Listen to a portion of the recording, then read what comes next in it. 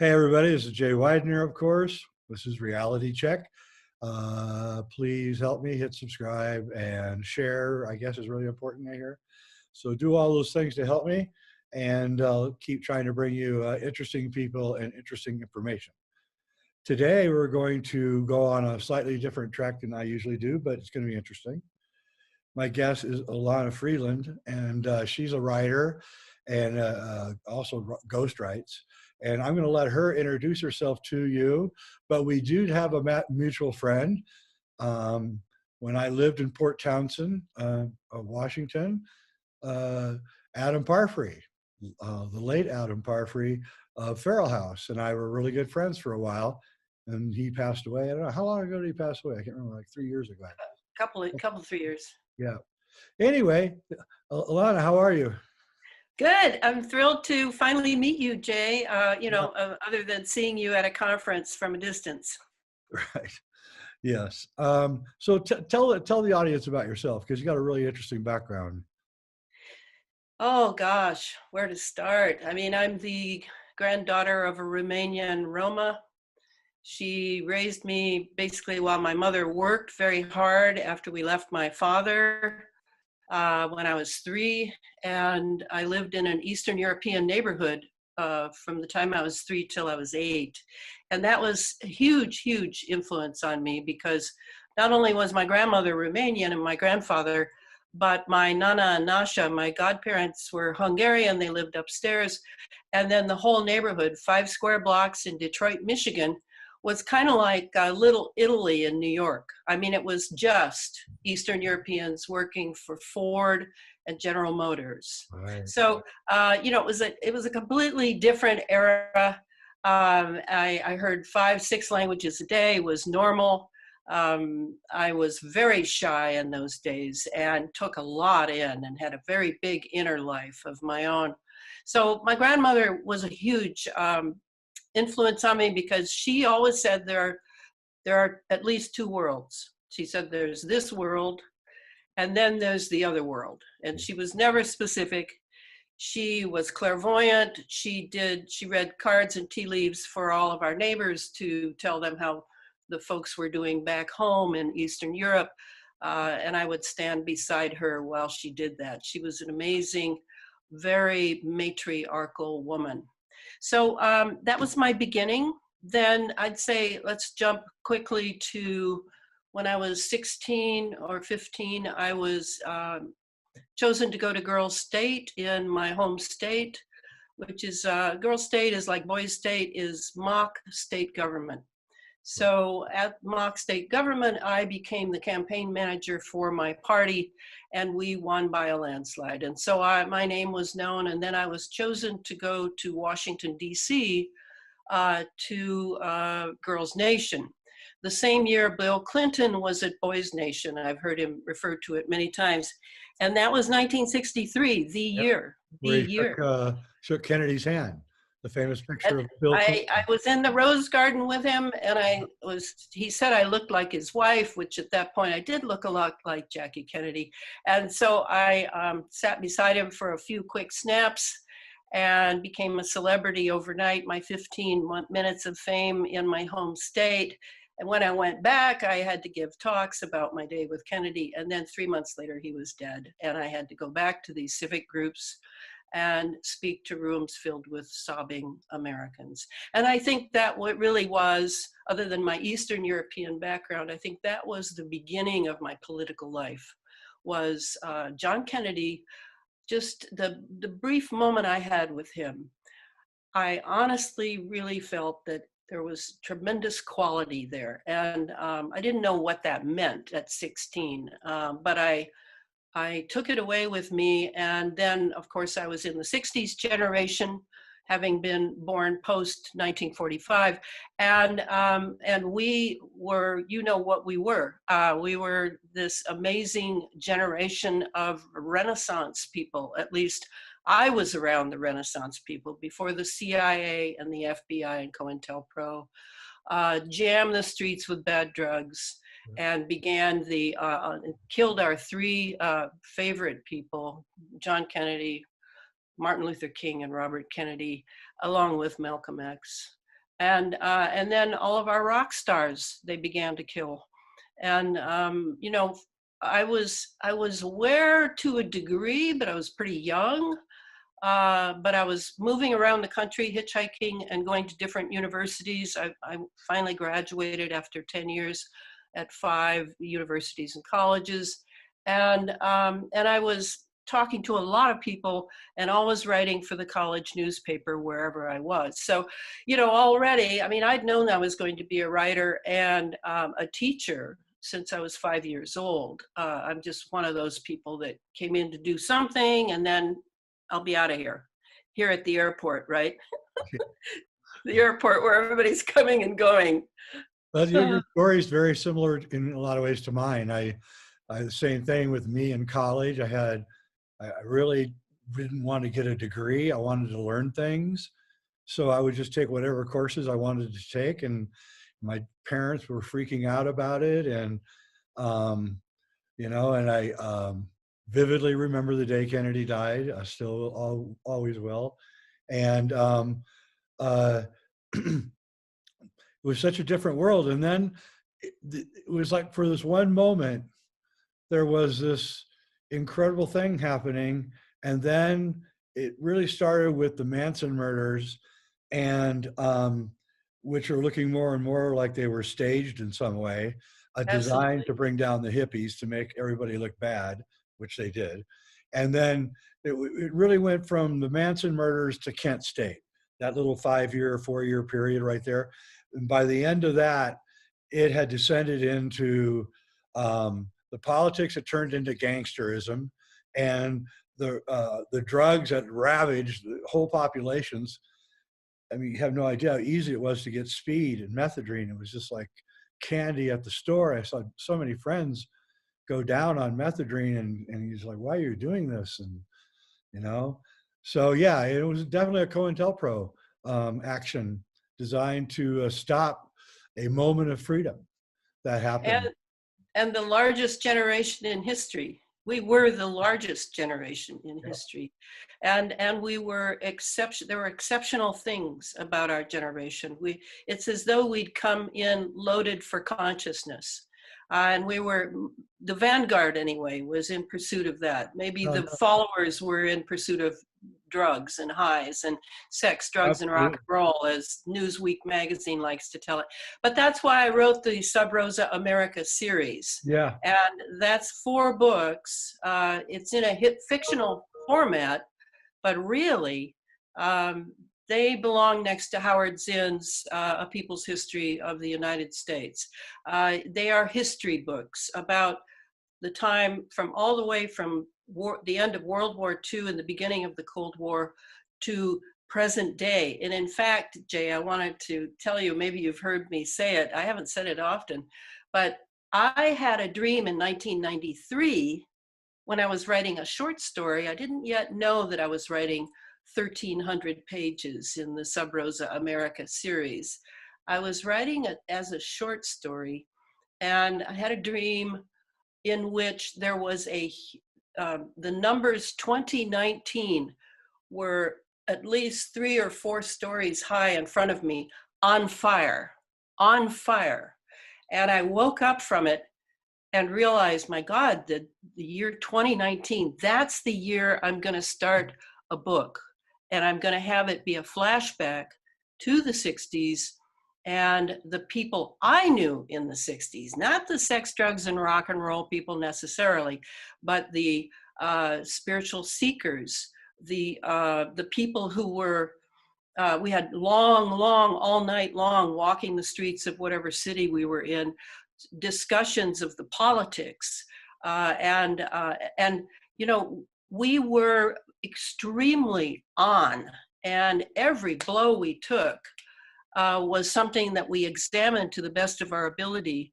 We did not just lay down and become like, I think of it often now with the BLM movement and some of the things that look very 60-ish to me, very, very CIA-driven 60-ish. Yes. And yet the difference now, as you can imagine, is the technology. I mean, the technology, everybody's got an iPhone. I don't own one. It's a weapon system. I refuse to own one. But they've got their cell phones. They're in touch. You know, they've got money coming in. They've got weapons. They've got, you know, George Soros doing whatever.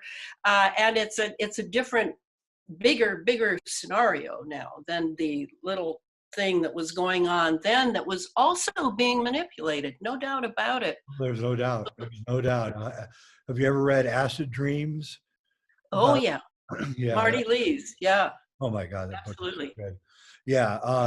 Once you go down that one rabbit hole of seeing the manipulation and when it started and how they did it, and then you realize, like, when the CIA was called up in front of the church committee in the 70s, and you know, everybody thought, oh, Frank Church, you know, he's this brave guy, he's going to expose the CIA. Well, that's not really what was going on. If you actually think about it, it was the CIA telling everybody, we can give you a heart attack. We can kill you from 500 yards. And the CIA is literally threatening everybody in the world at those hearings, but everyone thought it was the opposite. Oh, this is a big revelation. No, they want you to know what they got, because the weapons want you to know. That's right. The weapons are no good if you don't know about it, right? Yeah, and Frank that's Church died a year later. Remember? Yes. Within a year after yeah. that, he was only like 44. Yeah. Well, I mean, it's sort of like the Hillary Clinton death road. The Jornada del Muerto of today was, at that point, the Jornada del Muerto of the CIA. I mean, people were dropping like flies.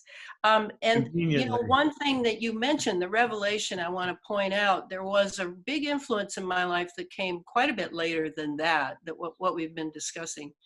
It was Michael A. Hoffman II wrote a book called Secret Societies and Psychological Warfare. Great book. And it's a great little book, but it's a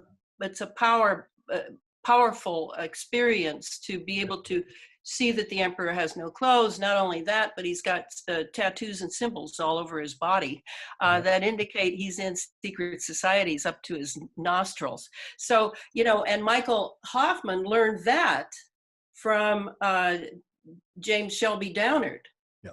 And Shelby, I never met him, I should have, was a Texan, and he's the one who laid out the 3 ritual alchemical events that started with the bomb or the devastation of Prima Materia in 1945. Yep. And then 19 years later, which is a moon node, right, a metonic cycle. 19 years later, John F. Kennedy, the killing of the king. Yep. And then again, that moved us into what is known as the revelation of the method. In other words, tell them what we're doing, because that's part of the satanic code, in my opinion. That's right. You have to let people know. And then, you know, it gives them a fighting chance of a sort, because you're way ahead of them when it comes to a certain kind of cunning and money and power, etc. And so we're in the period now of the revelation of the method, no question about it. Right. And when people say, well, you know, well, Elana, you're telling people what's going on. How come you're still alive? Well, I'm probably doing them a big favor, I figure. I mean, they can turn straw to gold anytime they want at this point, at a certain level. At other levels, deep moral levels, deep inward levels, no, they can't do much there, but they can certainly do a lot externally.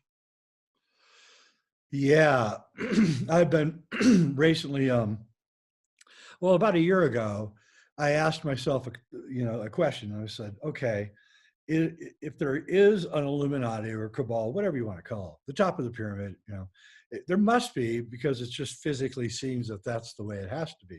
But I said to myself, okay, let's approach this like we don't know anything.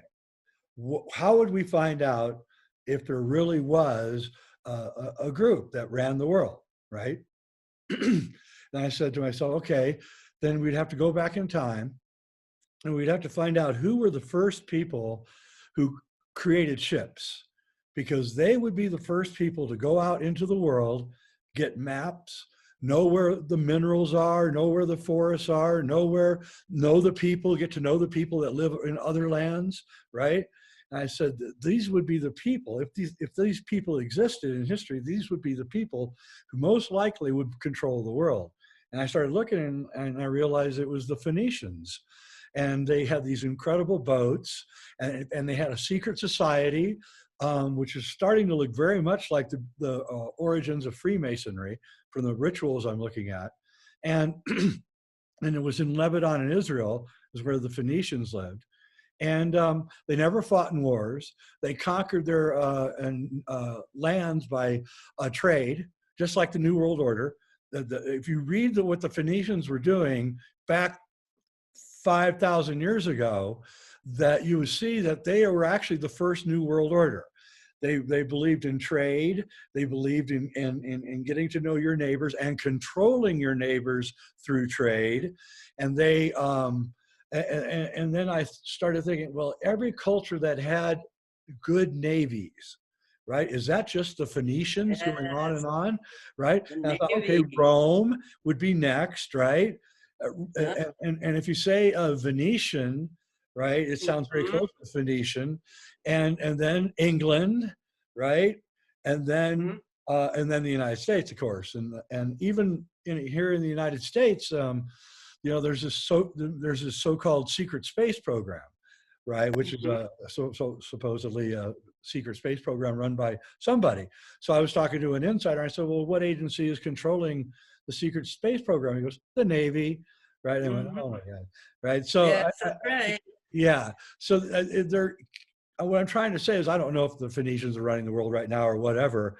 I'm saying that I can create a scenario that walks its way through history that would reveal that, yes, it's certainly possible for one group to know everything way ahead of everybody else. And that's the scenario that I laid out for myself. And I'm working on a book right now to kind of prove this all. And the Phoenicians are very interesting, let me tell you. Well, and I have to say, you're absolutely right about the U.S. Navy, because you know, I did 10 years of research on MK Ultra in order to understand everything about it, how it worked electromagnetically, how it worked chemically, etc. So the Navy was, not only is it the oldest branch of our armed services, but it is the most elite, and it's from elite families that all the officers of the U.S. Navy come. The old Pilgrim, original American stock, New England people. So they control the mind control stuff. The MK Ultra has, of course, they'll say that it ended in '73, but you and I know it didn't. It has continued and branched into remote mind control. I call it EMK Ultra, and they can program from far away. You know, I refer to the laptop boys a lot in my geoengineering work, because the laptop boys they're in touch with. They've got the satellites, they've got the towers, they've got the triangulation, and they've got the HARP, High Frequency Active Auroral Research Project, set up. They've got the other ionospheric heaters set up. The Navy is number one. And a lot of the guys who end up in the Navy are CIA, or vice versa. A lot of CIA are Navy. There is a very close bond there. So your insight into going all the way back to the Venetians is really, really good, Jay, because I think you're spot on. And we remember Kennedy's Secret Society speech a few weeks before. I don't know if it was weeks or maybe a month or two before he was killed. He was again saying, we have got to deal with this particular problem. And that's really what I've spent a lot of time, and in Sub Rosa America, there's a lot of time spent on Freemasonry in particular, because it's a very large international organization that is degree-centered, hierarchic, the entire legal system and police and towns founded. I mean, it's all Freemason. It's just that you don't read about it now because it's now hidden. It used to be you could look in Who's Who in America, that big fat book about, all the power mongers, and you'd see their affiliations. No more. That is gone.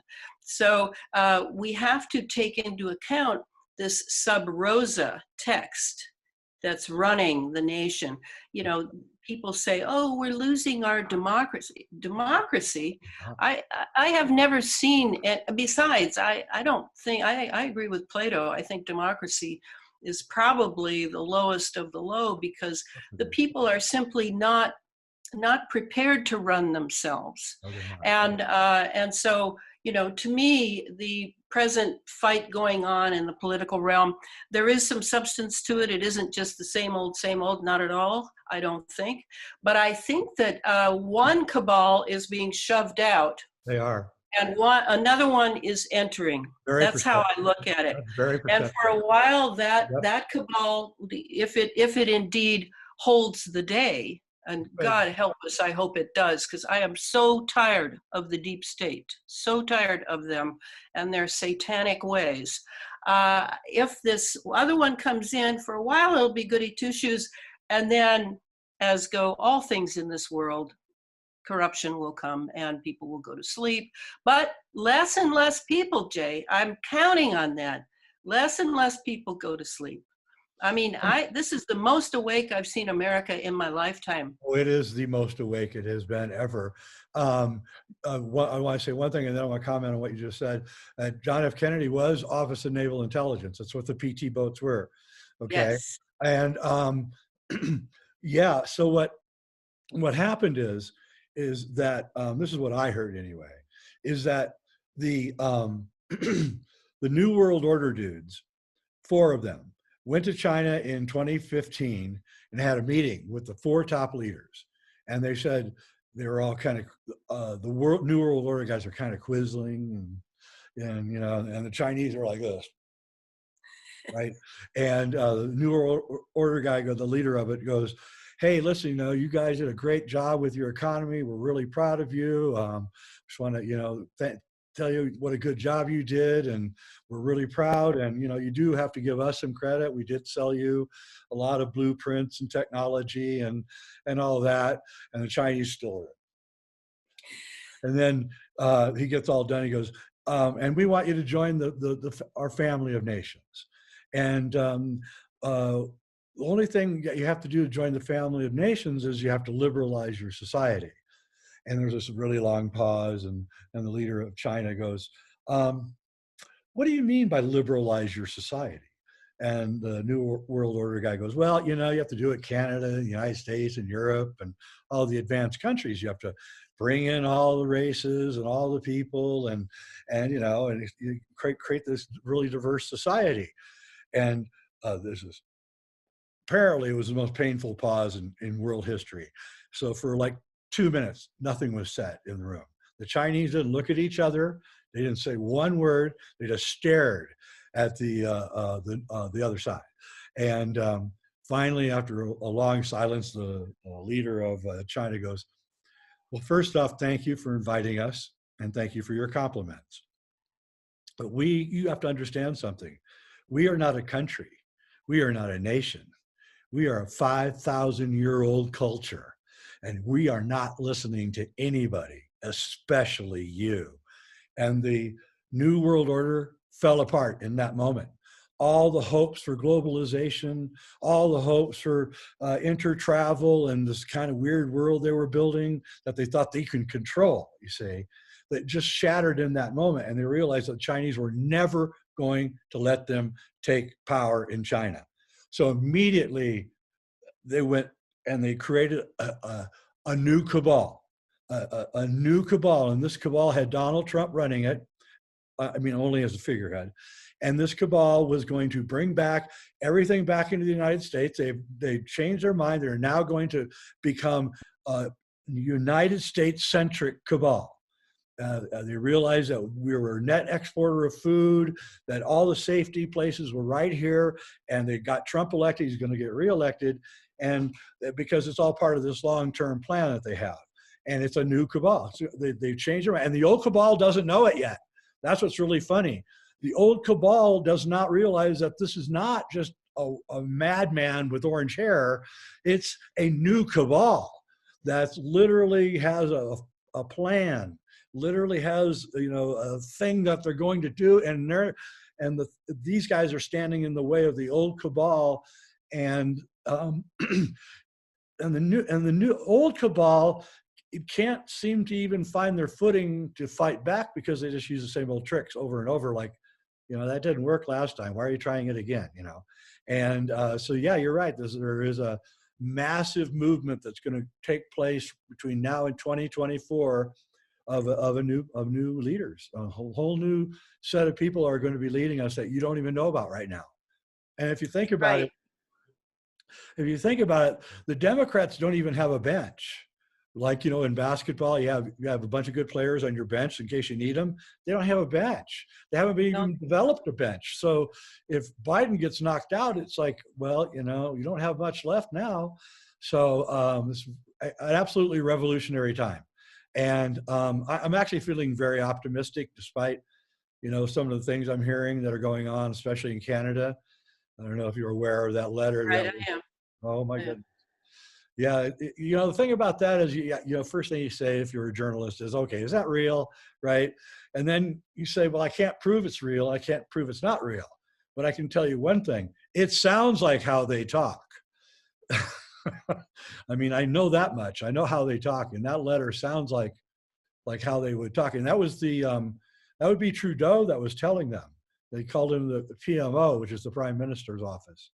So that would be Trudeau that was telling everybody what to do.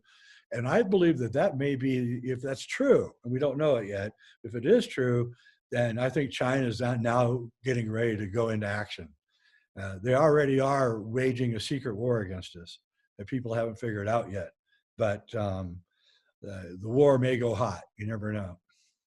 Right, and they have different secret societies. I mean, it's that's the key, is that the warfare is generally going on above our heads, Right. in another level, and then things are decided from there. And you know, it is, Jay. It's an exciting time to be alive, and I wanted to put a little compliment to our generation in here, that what was is no longer. We will not return to anything. You can never go back. I don't know why people haven't really realized that old adage is really true. It's going to have to be different, and so therefore the stories of the Cold War and how all of this was really developed in the Cold War, in my opinion. I mean, one thing you didn't mention regarding China that I think is really important is, like the Russian Revolution, 1917, it was completely backed by Western industrialist money. And then Western industrialist money supported Russia for 72 years, 9 times 8. They love those numbers.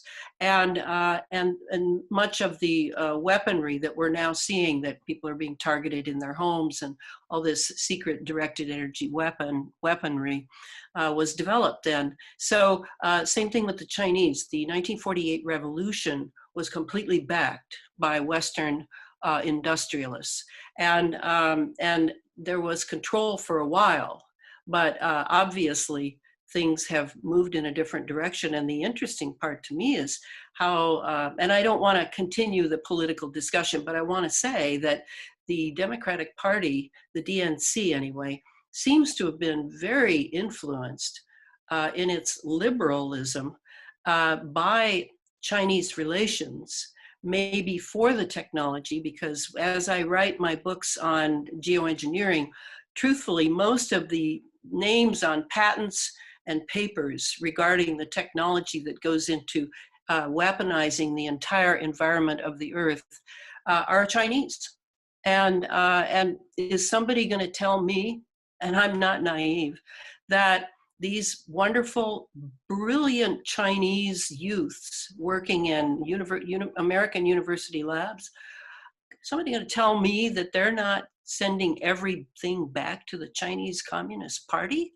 Come Sure, on, they you are. know. And so this really strange web of industrial money, corporate money, foundation money, old bloodline money is completely enwrapped with all of the politics going on now. So to do something simply and morally on the political stage, I don't know how you would do that. To me, I'm interested in, like us talking, we're the last generation uh, from an ancient time, as we are now completely mired in technology. I mean, we're not running our technology is running us.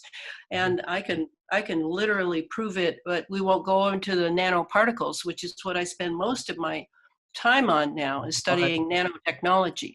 My audience is very familiar with the vaccines and the nanotechnologies and what they've got planned for us. So, you know, I like to say that we're at that place where we can go into their technocratic smart city environment, you know, chipped in and all that, or we can take our toys and move out to the country and concentrate on friends and family and grow our own food and still have our technologies. I'm not saying that you get rid of the technologies. I'm saying embrace them, but in a different way.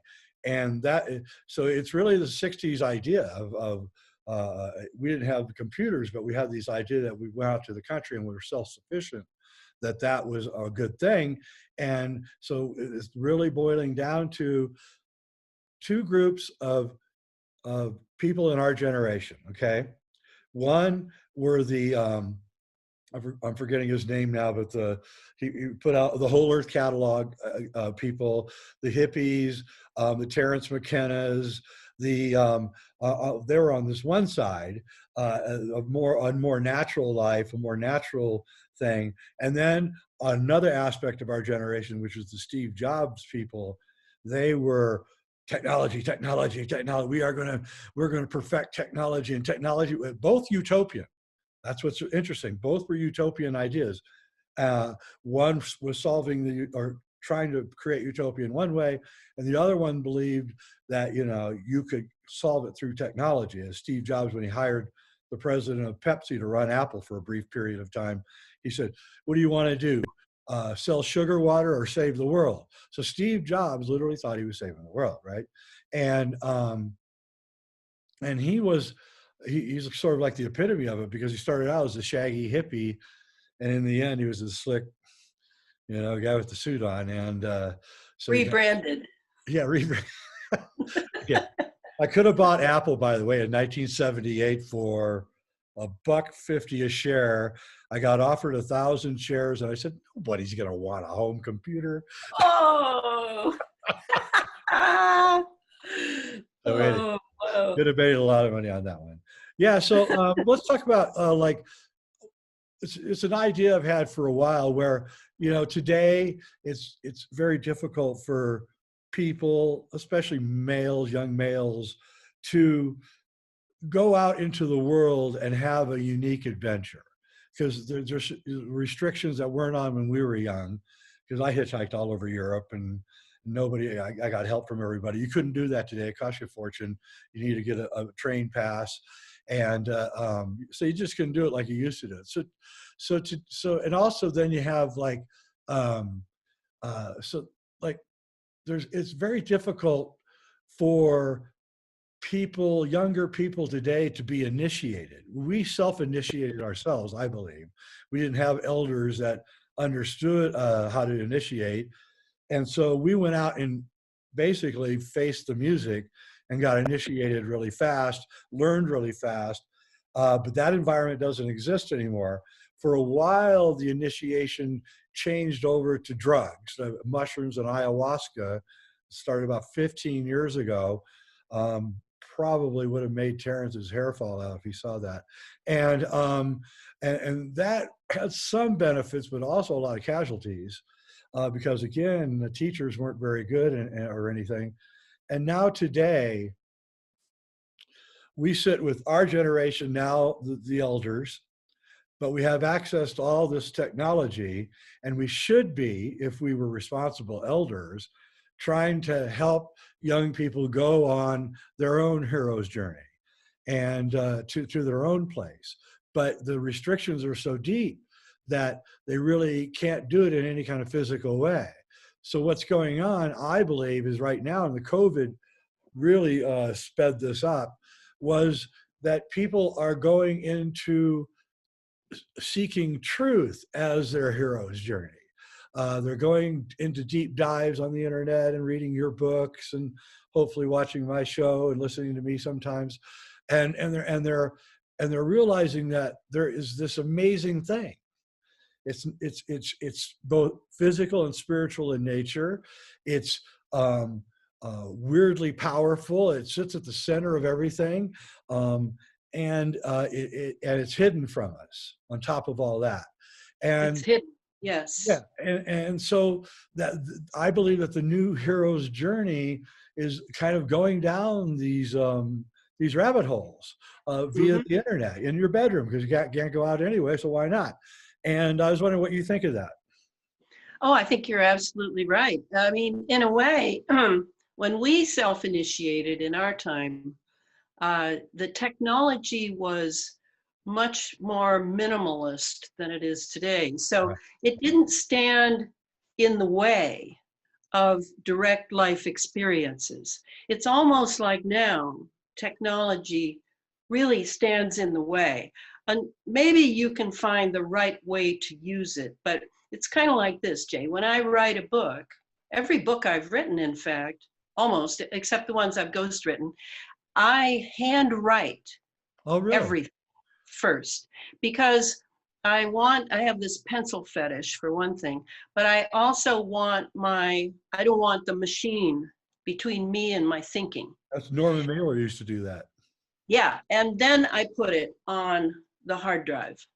And then I can revise and do whatever. It doesn't matter. I'm not sensitive to that. But the initial writing, I have to do it by pencil. So that's what it takes. It's a labor of love. I realize I could maybe go faster, but I don't think it would have the quality of Elana in any of it. So so we didn't have that sort of cul-de-sac. It's not a cul-de-sac. It's some sort of what's the word I want? It's an object in our way between us and others.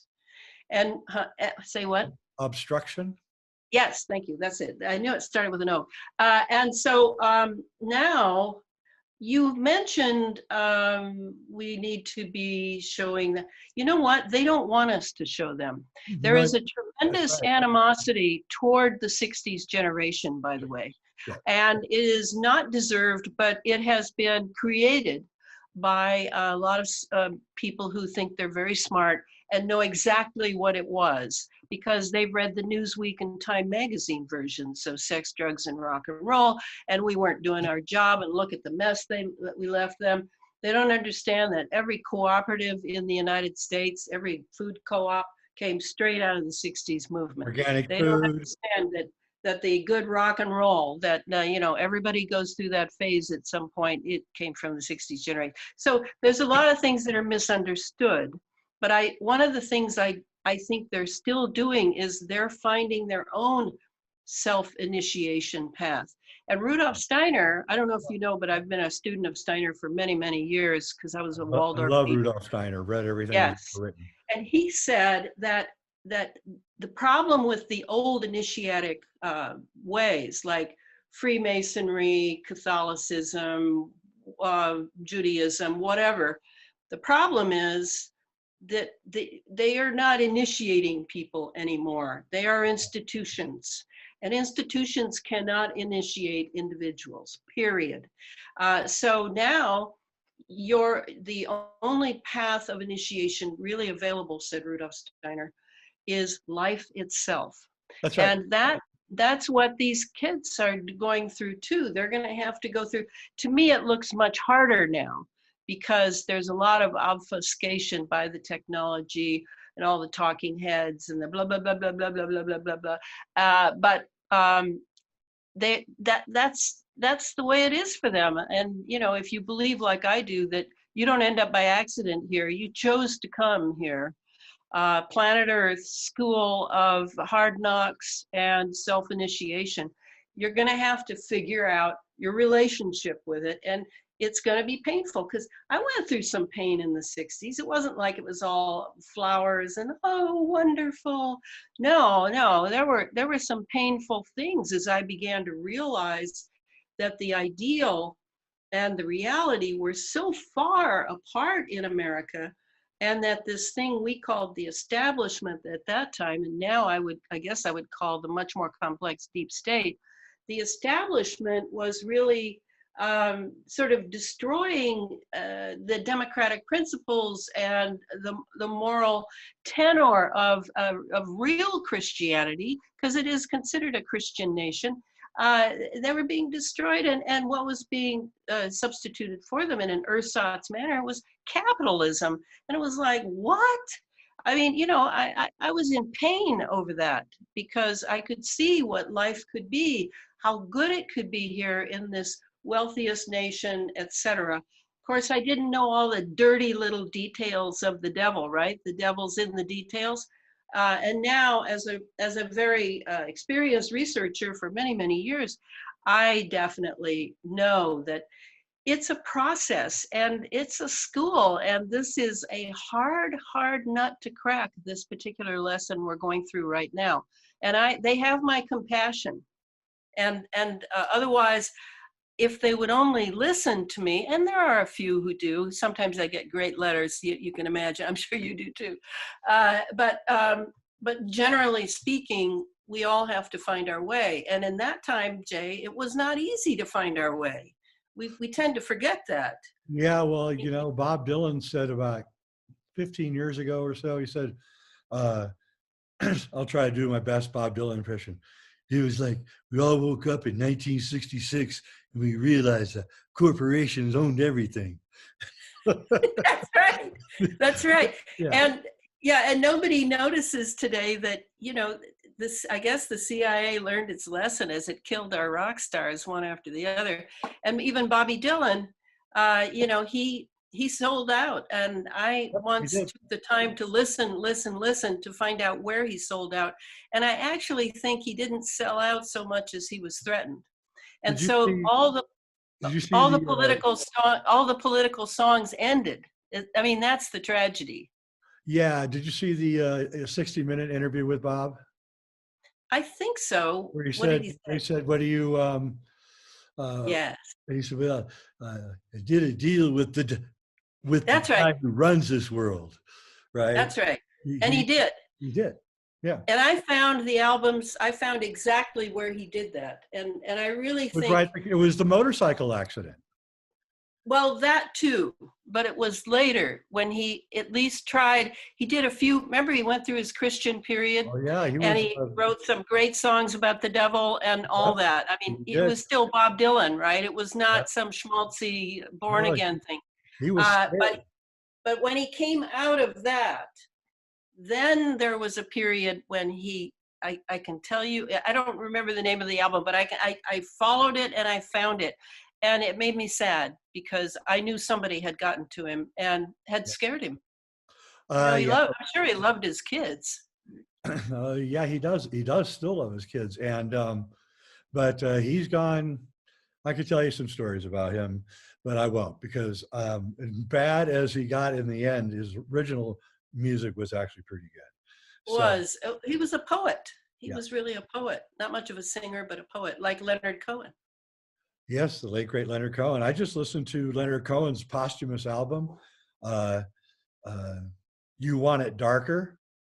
And I'm even thinking of doing like a entire show just on what he's actually saying in this album, because he's literally saying that he's sorry that he had to be one of the people that destroyed Christianity. That's the theme of the album, essentially. I'm sorry Say it that again. There was a glitch. Say it again.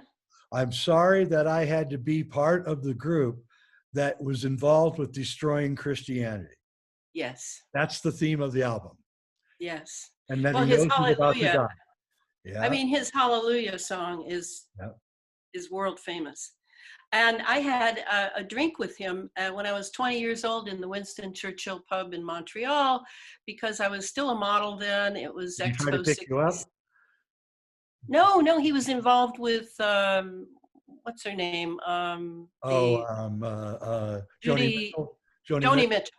Yeah. He was involved with Joni Mitchell at that point. No, it was just he was handsome, and I was, I was 20 and just a little kid, really. Right. And it was great. It was my moment with Leonard. But his poems, some of his poems are just incredibly good. They are. He kept to the old iambic pentameter kind of writing and wasn't sloppy. His poetry is very exact, and I think that's what I like best about Leonard Cohen. Is Yes, just yes. I mean, old he was school obsessed poetry. with women's bodies. I mean, it did get kind of old to me, but maybe that's because I was getting old. And no one said naked more than Leonard Cohen. In case you missed it. Naked. Yeah. Yeah. But what did you say you wanted to talk about? And then we got into this, which I'm sure Yeah. is Well, part what I want to do is like, it would seem to me that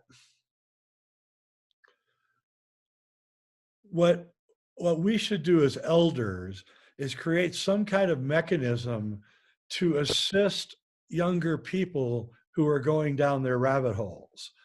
And initiation, for those who think they don't, who may not understand what we're talking about, initiation, really the purpose of initiation is to come face to face with your mortality. You wake up and when you're young, you think you're immortal, and then at one point, sometimes it takes 30 years, sometimes even 40 years. In my case, it only took about 12 years. You realize that you're going to die. That there's no doubt about it. You are going to die, and that. See, if you're not taught that at a young age, what happens is you begin testing it. So males turn into drug users and going fast on the highways and playing with guns and getting in fights and doing all these things because they're trying to test the limits of their mortality. And if they'd been properly initiated, there'd be no gangs, for instance. And so, but we can't really initiate anymore because it would probably be illegal. I hate to say it, but if you did ancient ritual initiations, you could probably get arrested. Not because you're doing anything that's bad. It's just that people misinterpret what you're doing, like you're maybe abusing somebody when you're really not. You're trying to teach that person about their own mortality. So we're caught in a bad situation where the politics is not allowing anybody with advanced spiritual guidance to be able to practice anyway in an open way. So I'm just trying to figure out if there's some kind of mechanism that we can use or create to, tell people, well, why don't you go down this hole right here? Yeah, you got that. You got that right. You got that right. That one's wrong. So why don't you, forget going down that rabbit hole, like the flat Earth, for instance. Everybody out there, if you're going down the flat Earth rabbit hole, stop. But we already agreed that it's now self-initiation. And so Yep. I'm a little confused that you're in what I think of as a typically Western fashion, bringing up the idea of a mechanism. No, it's not a mechanism. I think what could happen, which rarely happens, is to listen to these people, to really listen. And just let them talk and find their ideas, because that's what I see. I see that they're like in a constant need of an enema of some sort from all of the barrage of technology and the video games and the videos, and I mean it's just endless. It's just endless. There's no space. There's no space to have an event happen, and maybe it could happen. Whenever I meet someone and They're younger than me, considerably younger than me. Uh, I go into immediate listening mode and stop blowing my own horn. Because Good. I've been my path and I've found my way. I'm one of those people who's found my way. I didn't get lost. I didn't get hammered. I didn't get, wasted and killed or whatever. I'm here still to this day. That's because you knew And what you wanted to do from the beginning. say it again. That's because you knew what you wanted to do from the start. Well, I did. I knew it was here, but I didn't know how to find it. And Right. I think that's still the way it is I really think if you scratch down under some of these so-called atheists or agnostic kids, they really want the meaning. I mean, being a human being is about meaning. It's not just about money and power and career success and all the things the West is enamored of. It's about the meaning of what's going on. And to find that meaning, it's not going to come anymore from the elders. I mean, not in white society anyway. I mean, I have Native American friends. She thinks it's going to come through Native America. I don't know. I don't know if that's possible anymore, if indeed Steiner is right, that self-initiation is the only true path of initiation now. And that puts people who've joined brotherhoods and are in league with brotherhoods. Hey, I think they ought to really think about that. That may be like total dead end cul-de-sac, and they don't even know it. Maybe they did it for their career. Maybe they were sort of hoodwinked into it. Wonderful Freemason word, hoodwinked. Whatever it is, and even a Catholic or a Jew or a Muslim. I mean, you're part of this big institution now. Is that really going to give you your path to yourself? I mean, maybe it's because I'm a 60s person. I would say, no, it's not. But I've No, never been a member of all that stuff. I've been no, anti-institution. I'm like Groucho Marx. Any club that want me to be a member is no club I'd want to join, right? Right, Yeah, and right. Terry McKenna used to always say, um, they're going to try to suck you in all the time, but go it alone. Go it alone. You'll be a lot Yeah, happier. And yeah. that's always been my philosophy too, is just, no, thanks. I don't really need to join you. I can do just fine on my own. And, um, and I've never joined any groups, although a lot of groups have wanted me to join them. Yeah, and I think they're right that it's lonely. Yeah, I would say that I remember a few years ago, maybe 10 or 20, I don't remember. You know how time is. I suddenly realized, my gosh, this consciousness trip I've been on since all my life, and since the 60s in particular, it's pretty lonely. It It's is. pretty lonely. And yet, when I think about that loneliness, it's kind of precious. It's kind of like Well precious put, because a actually. lot of good stuff comes out of those moments if Yeah, you just have the patience. a lot of people don't, you have to be in our generation to really realize how different we were from our parents. Our parents never even Yes. thought about consciousness. So it wasn't even a thing that was even discussed or talked about, or, even, I don't remember, you had, grandparents that were pretty cool, it sounds like, but I didn't. I grew up in the Midwest and, son of farmers, and there was just nothing there. It was vapid and shallow, and it wasn't, and then when I found consciousness in my 20s, it was like I never looked back, right? And Yeah. and literally we couldn't have a conversation with my parents outside of football, and I don't know, there was no relationship at all with any of the things that I was interested in. And a lot of my compatriots that were my age had the same problem. So I think that the younger generations don't realize how much weeds that we had to whack to create the pathway into these areas that they're just taking for granted. And that's fine. We were pioneers and we did it, and we got the word out. And I think for the most part, we did a pretty good job. We were pretty responsible. We're the generation that had Terrence McKenna and David Icke and all these people that were paving the way for new ways of thinking, and including the people that invented the computers. Don't forget, it was our generation that created, the personal computer too. So, It was a tremendous generation, it was, tremendous. and and we loved our elders. I mean, one of my heroes was J.R.R. Tolkien. He was considerably older than me, and so it wasn't like we didn't, value our elders. It was just that we just wanted to see what kind of new ways there were out there, and so we took our chances. And that was something that we really did was, I put myself in danger many times, not because I was sadomasochistic or suicidal, but because that's where the experience was leading me. And I was testing limits all the time. I'm sure, I actually am a big believer in guardian angels. And I'm sure that a couple of times I was bailed big time by something invisible that actually kept me from falling, probably, and breaking my back. There were times when I was bailed out by something intangible. And you can call it destiny, you can call it an angel, you can call it luck or coincidence, which I'm really not that comfortable with, actually.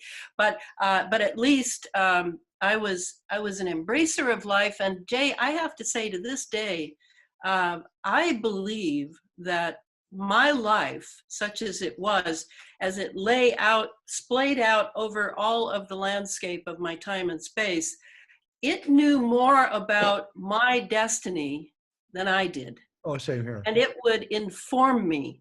And that's why it's important not to be a scaredy cat and hang back, because the clues are everywhere, but you're not born knowing how to read them.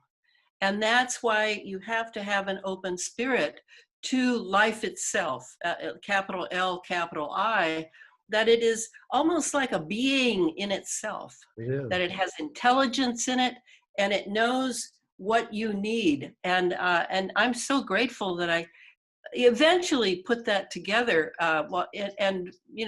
didn't fall into, I remember someone coming to me once saying, "Hey, Elana, do you want to run guns from Mexico for the revolution?" And I'm like, run guns from Mexico for the revolution? No, I think I'm going to pass on that one. That was a little too much for me, because I knew that not only was it illegal, but if I got caught, I'd spend the rest of my life in prison probably.